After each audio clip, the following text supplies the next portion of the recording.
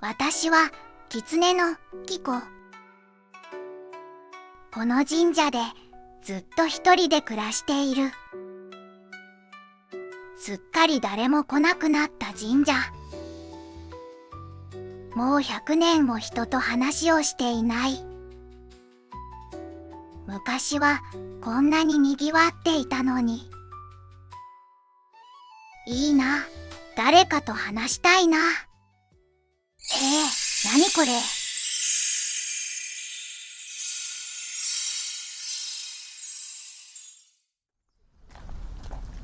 ここはもしかして浮世絵の中？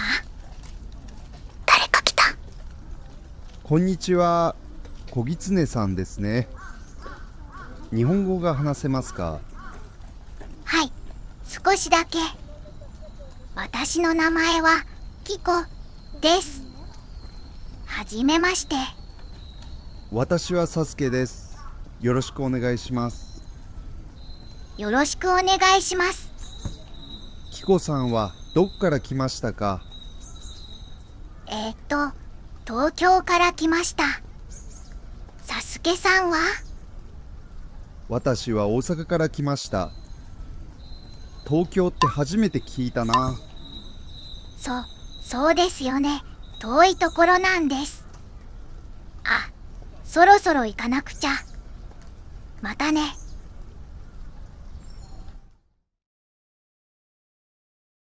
戻ってきた。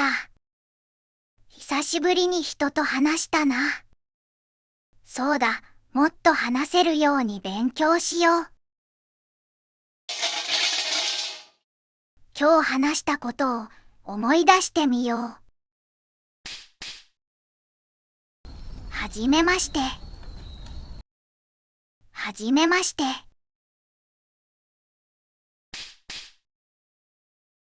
私の名前はキコです。私はサスケです。私の名前はキコです。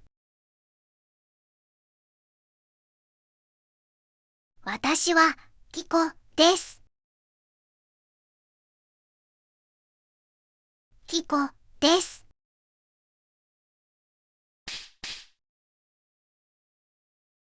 キコさんはどっから来ましたか？東京から来ました。サスケさんは？私は大阪から来ました。どこから来ましたか？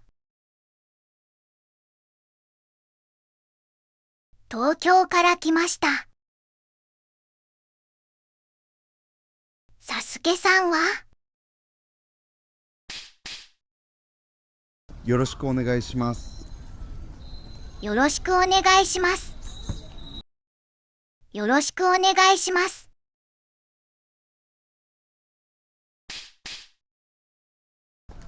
またね。またね。それでは、また。お腹空いちゃった。今日はここまで。